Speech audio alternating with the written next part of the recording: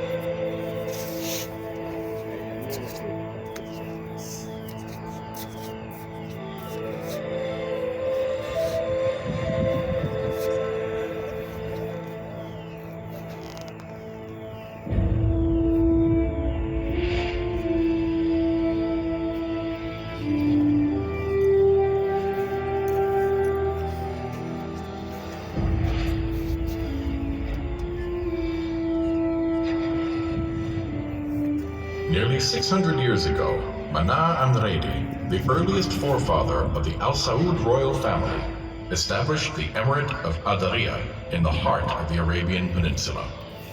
On the fertile banks of the Wadi Hanifa, DIR'IYAH thrived in prosperity, influence, and size. In the 18th century, the ruler Imam Mohammed bin Saud founded the first Saudi state. From then on, DIR'IYAH rapidly became the most important emirate of Central Arabia.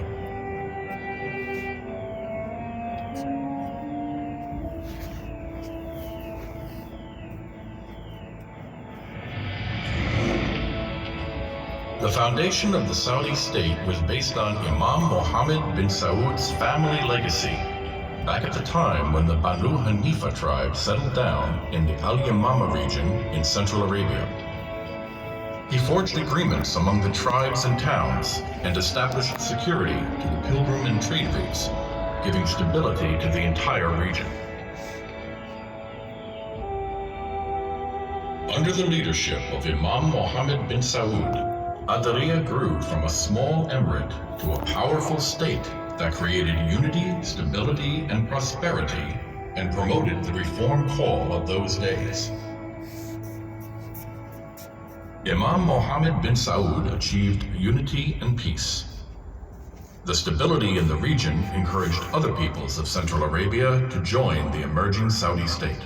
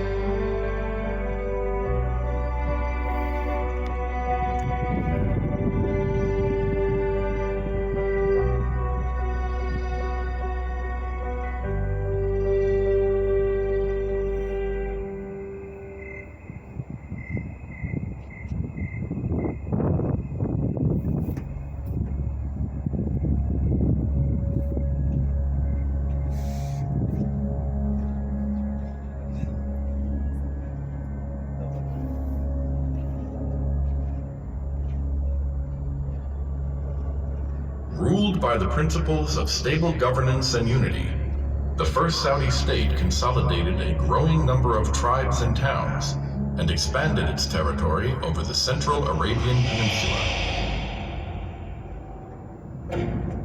It didn't take long before the young state had to cope with a new enemy, the Ottoman Empire.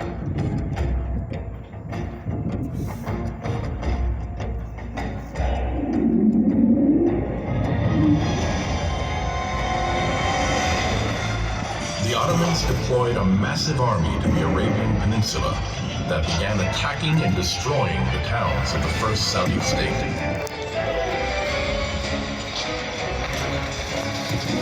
The war of the Ottoman army against the Saudi state raged for 7 long years. Some battles were won, others were lost.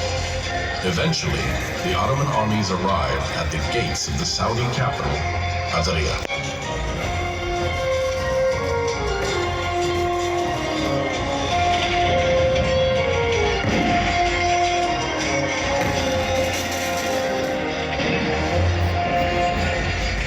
Although their capital was under siege, the Saudi forces bravely defended it for 6 months. But in 1818, Imam Abdullah bin Saud decided the fighting and killing of Muslims in DIR'IYAH had to end. In exchange for the safety of his people, he surrendered himself to the Ottomans.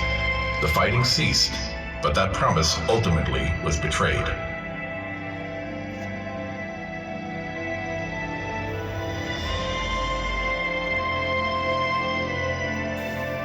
But even in their darkest hour, the Saudi people's sturdiness prevailed.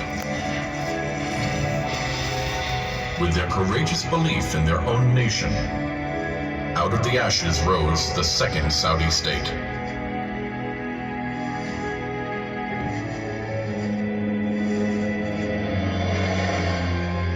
The symbol of that state became the sword of Al-Ajrab. It was passed from ruler to ruler, beginning with Imam Turki bin Abdullah bin Mohammed bin Saud, until it eventually reached the hands of Imam Abdurrahman al-Faisal, the last ruler of the second Saudi state.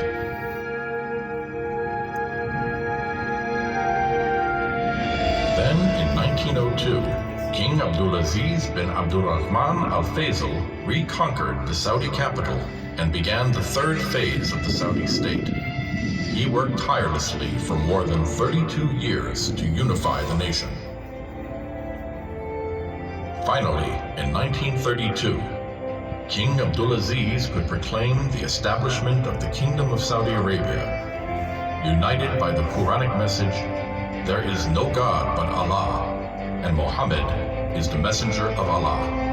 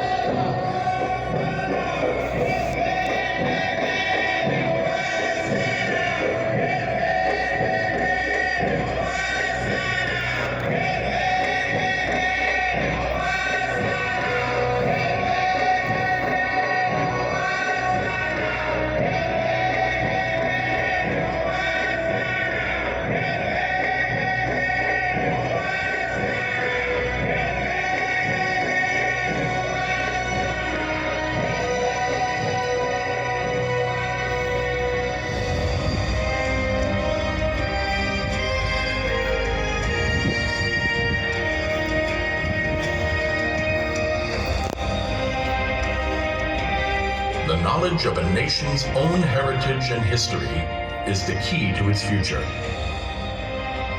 The history of the Kingdom of Saudi Arabia as a sovereign state based on supreme principles started in this place, in DIR'IYAH.